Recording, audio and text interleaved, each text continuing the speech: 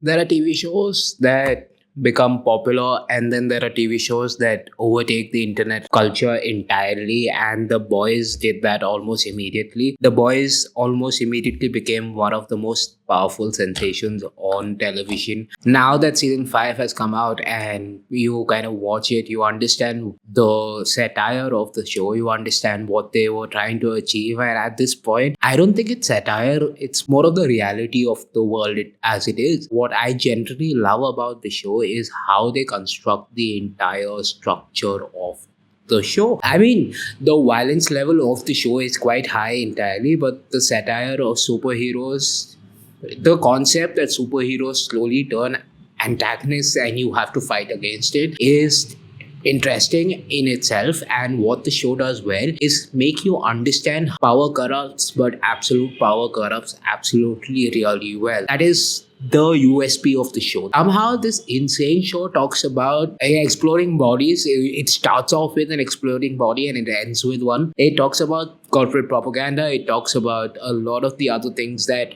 how corruption works, how corporate propaganda works, and it deals with a lot of the real life issues about statues and about how things are perceived by the normal public and how it is different from a lot of the other things that are being talked about. One of the best parts of the TV show that I loved was Misha Collins, Jared Padalecki, and Dean. I keep forgetting his name. I keep forgetting the actor's name, even though I love the guy. Jensen Ackles. Jensen Ackles being part of the show, and one of my favorite moments from the three of them interacting is that outtake that they took as their supernatural characters, Castiel, Sam, and Dean, over Homelander's body. That was one of the funniest things that I saw.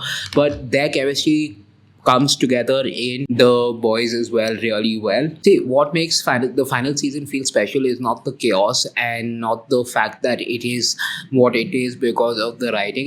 It is what it is because of Eric Kripke's legacy and what he's created with The Boys and how he takes it forward and what he brings in the chaotic nature of the TV show. What I loved about this is the emotional layers that it had. I think a lot of people miss about the show that despite the fact that the show is so wonderfully scripted and so wonderfully told, is the emotional layers of the show and how it deals with the touchy subjects while being that violent and funny at the same time. Not a lot of people, not a lot of writers, not a lot of directors can balance that really well, but they showed us that exceptionally well. One of my favorite lines from the show is Dean Winchester became Captain America after therapy failed. Dude, like, how do you leave that joke there?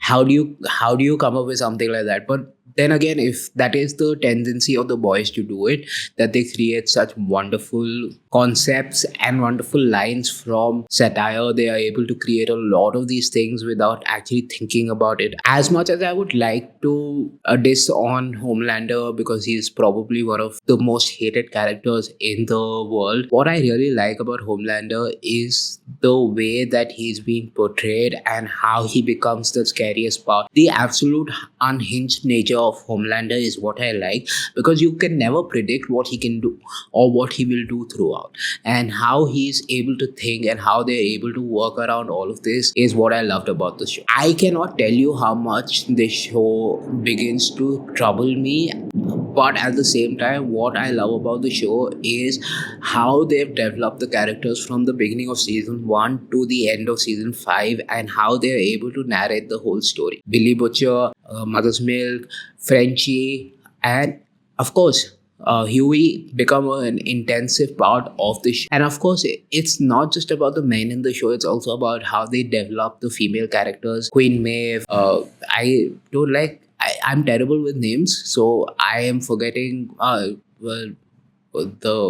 I'm forgetting half the names of the characters, but they are able to create a wonderful story using the characters that they have and are able to create such a unique perspective that a lot of people don't talk about it as often. The reason why it became a sensation is because of how well it created these stories and the satire of it. If they hadn't created that satire, then it wouldn't have worked as well. Of course, if you've read the comics and you know what the story is coming, where the story is coming from, you realize that there have been a lot of changes, which I did eventually read the comics, and you understand that there have been a lot of changes from the comics to make it more adaptable, to make it more approachable for a television. And I understand the changes. Keeping those changes aside, the sensation of the boys becomes what it is because of how well written it is, how ambitious the show is, and what they're able to achieve with every season and how they're able to achieve it. I would recommend that you watch all 5 seasons together and not like me, watch one episode a week and wait a year for the rest of the season. Now you have the wonderful chance to watch all of it all together. If you haven't seen The Boys already, what are you doing? Why haven't you seen The Boys already? But if you have seen The Boys and you've understood what The Boys tried to communicate with the world, leave a comment down below and tell me if you understood it, because that is a video that I want to talk about in an entirely different scenario, where we talk about how the boys created this absolutely wonderful satire. But regardless, I hope you enjoyed this video. I hope you enjoyed the review of The Boys, the wonderful satire of The Boys, and I will see you in the next one really soon. Peace.